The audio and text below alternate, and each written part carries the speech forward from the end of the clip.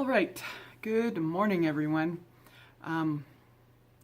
Great videos yesterday, both the uncomfortable warning that we got from Derek that he wasn't comfortable with, because it's hard to be in that position when you're trying to tell people things that aren't the happiest thing in the world. And then last night's live video, it was just, I don't know. I think this kind of process that I've been going through after I came out of last week's kind of overwhelming emotional state, and then we Tracy got on and on the Global Witness social site. She made a statement about some people being, making comments and saying things that are still in the old dead flesh, kind of. I think it kind of was the concept, and forgive me if I'm wrong about that, but basically I was feeling the same thing. I was having some difficulties trying to talk with people and minister to people, because clearly the things that they were asking and the things that they were saying were because they were still kind of in this place where they weren't clearly seeing the truth, and so it was keeping them held back. She made some comments about that, and then it just seemed like, I don't know if you noticed, but that spirit that was holding us back, whatever that dam was, it just let loose. From my vision, that's what I saw, is it just kind of disappeared. That whatever that was in our midst trying to hold us back, just disappeared after that. It was pretty wonderful, pretty amazing. And then we got our messages from Derek and just some fellowship with each other, and I just really feel like something was really opened up, and I was just eager to get up this morning, because I knew that I needed to read, and I wanted time with my Father, and then I mean, literally I just closed my eyes to do a little bit of connection before I open my books. Just connect, I'm here, empty my cup, my hands are open, I know nothing. And as soon as I did that, right came to my mind, and these two words have always bothered me when people use them. Never known why, but they've been drawn to my attention. And you've probably heard them a lot. The two words are surreal and epic. I don't know what it is about those words, but they become a very common word in our everyday vocabulary. People use these words when they give interviews on TV. Anytime you ask them, about these things that are happening in our world. WSO Steve was talking about these calamities, these dooms, these things that are going on.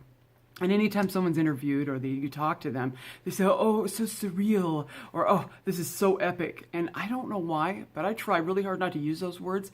Something in my heart just said, I don't think that you understand what you're saying. And I've never known why. But as I was just connecting with Father, those two words popped up. And so I wrote them down in my notes, and I said, okay. Well, of course, none of this is accidental. The warning that Derek gave yesterday, and I'm really glad that he did, the statement that he gave, and I'm so glad that the Father brought it back to our attention, because I don't know about you, but I don't ever want to be in that place where I'm being inactive, being lazy, not living according to the way that we need to live in order to be who we're supposed to be in this time. But it's crazy, because this morning, of course, totally lines up with that, and I think that two of the big things that are keeping people in this place, and not really getting where they need to go, is words. And that's what came to me, these two words, which I'll touch on that in just a minute, and then ego.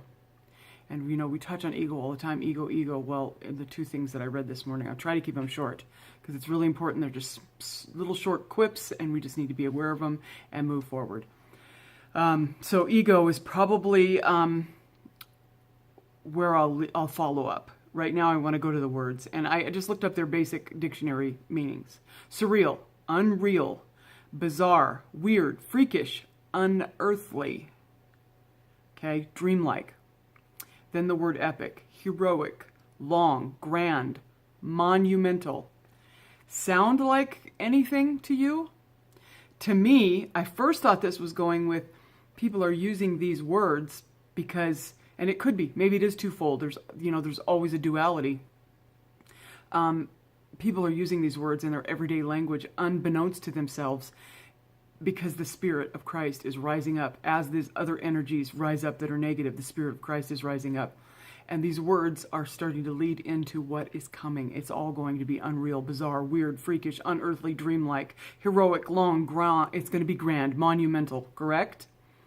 And on the other hand, I also see where the darkness, the other side of the yin-yang sign, we're in the middle, neutral, but the darkness that is leading the other agenda is bringing these words into people's minds so that we're repeating them and we're using them in a context that they do not fit, because the way that people use them, it doesn't fit. That's what I just look at them like, I don't like that word. Why do I not like people saying that word? It's like it should be withheld when it's being meant, when the words match that. So anyways, I think it's twofold. I don't think that there's one thing or the other. All right, so let's go into what the Nag Hammadi said to me this morning. Of course, where I stopped last, what was it, last week? Pick it up. Guess what the next section is? Words and names. Accident? No. And I'm just going to read this whole little quick because it's very important. There's only 2 little sections, and I stopped because I knew that's what this was about this morning. Words and names. The names of worldly things are utterly deceptive. The dark side that I told you about. There's a deception going on using these words, trying to desensitize us, trying to get us into this idea that these things don't mean anything when they truly do. For they turn the heart from what is real to what is unreal. What were the descriptions in those words? This just always kills me. It's just amazing. What are the actual descriptions? Unreal, unearthly, right? Whoever hears the word God thinks not of what is real, but rather what is unreal. That's not an accident either. So also the words Father, Son, Holy Spirit, life, light, resurrection, church, and all the rest. People do not think of what is real, but they think of what is unreal. Though the words refer to, as we know, as brothers and sisters in the light, this is the real. It's the truth. It's what is real. The words that are heard belong to this world. Every word that we can hear with these human ears belong to this world. Do not be deceived.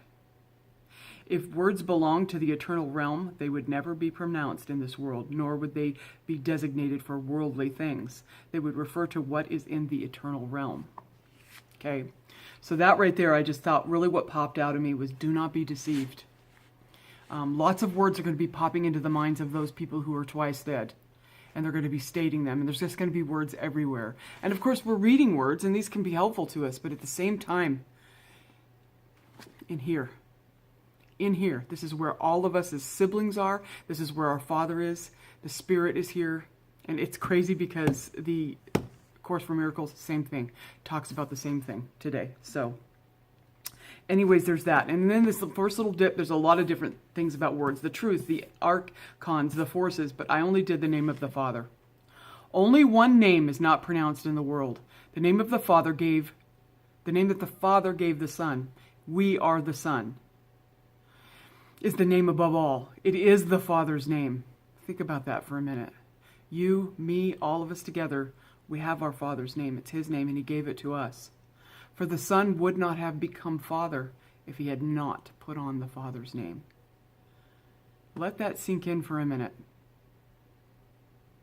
For the Son, you and me, would not have become the Father.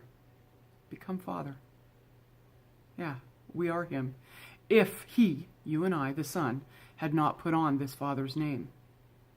That implies a little bit of action there, putting it on. That's the whole picking up the cross. That's